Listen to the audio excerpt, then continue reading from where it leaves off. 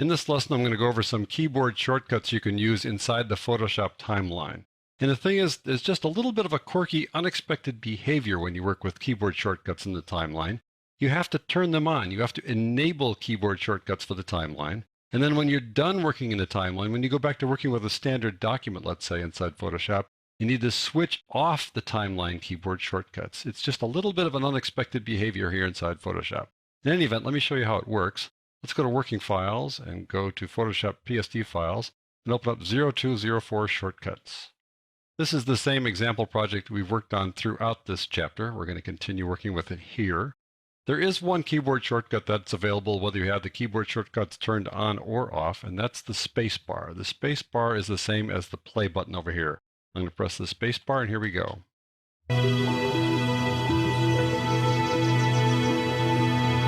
So the space bar is always available to you, but many other keyboard shortcuts are not.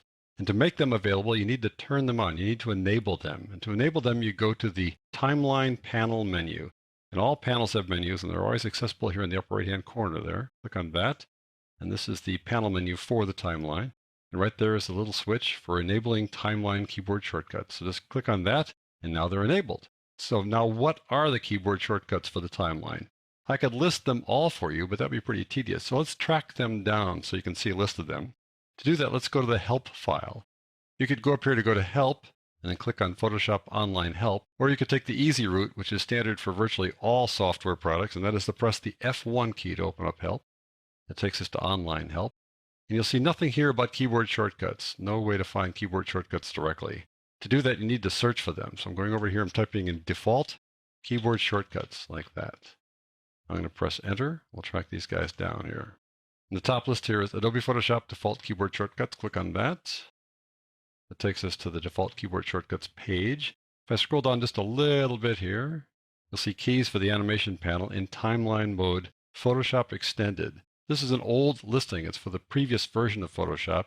By the time you view this course, this could possibly have changed because all of the help files for all the Adobe products are dynamic. They can be updated at any moment. So they might possibly update this one. But for the time being, it says Photoshop Extended, which is no longer true. The video features are available in both the extended and the standard versions of Photoshop. I'm going to click on that and take us down to that section. And here are the keys for the animation panel. It's now called the timeline panel, or just the timeline. And there are a bunch here that are important and a bunch here that are kind of superfluous, but at least here they are. There's that Start Playing the Timeline. That's the space bar. Scroll down a little bit more, you'll see that it's a left arrow, right arrow. If you do a left arrow, that takes you back a frame. Right arrow takes you forward a frame. Shift left arrow, shift right arrow, that moves you forward or back 10 frames. Home takes you to the beginning of the timeline. End takes you to the end, as you might expect. And there's a couple other things here as well. I'm going to run through the ones that I think are the most commonly used ones back inside Photoshop. So let's just take a look at some of those keyboard shortcuts. I'm going to press the Home key. That'll put the playhead right at the beginning. I'll press the End key. That'll put the playhead after the last clip, so it puts it after the last clip here, the audio clip. If I want to, let's say, move to the beginning of this clip, as long as that layer is selected now, I'm going to press the Up arrow key, and that puts it at the beginning of that clip. As long as that layer is selected, it'll take it to the beginning of the very first clip on that layer. If I press the Down arrow key now, it'll take me to the end of that clip. If I select this group down here where there are a number of clips, if I press the Up arrow, it takes me to the beginning of the first clip. If I press the Down arrow, it takes me to the end of the last clip, which is just the same more or less as pressing the Home and the End key. If I want to go to a particular clip, I make it active inside this group of clips. Now if I want to go to the beginning of the selected clip, I press the Up arrow key, that goes there. The end of that selected clip, and that goes there to the end. If I hold down the Shift key and press the right arrow, that goes forward 10 frames at a time. So look down here in the lower left-hand corner, you see it's 3708. If I press the Shift and then right arrow key, it'll be 3718, 3728, 3808. So you move forward 10 frames at a time. Same for going backwards, left arrow key with the Shift down, 10 frames at a time. There we go, 08, 28, 18, etc. It's important sometimes to go through things 10 frames at a time if you want to just go sort of quickly, but not too quickly, and try to find an exact place to make an edit.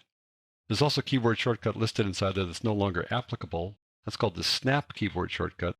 Now I'm going to move this clip around here, and notice that it kind of snaps. It sort of jumps a little bit. It doesn't slide smoothly. It just sort of goes and snaps like that.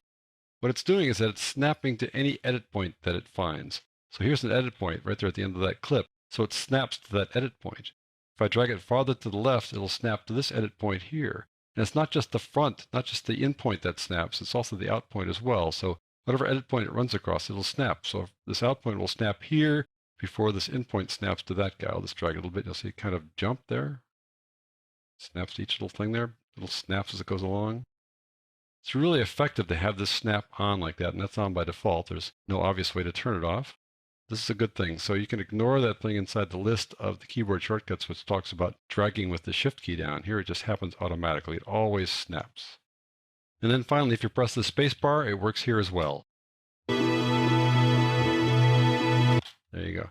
So that's a rundown on the keyboard shortcuts available here inside the timeline. And remember, if you want to go back and work on a static document, graphics, still image, things like that, because you want to use these keyboard shortcuts in a different way when you're working inside a document. So when you're done working here in the timeline, go back over to here to this panel menu, click on that, and then uncheck the Enable Timeline Shortcut keys like so. All right, so that's how keyboard shortcuts work here inside the timeline.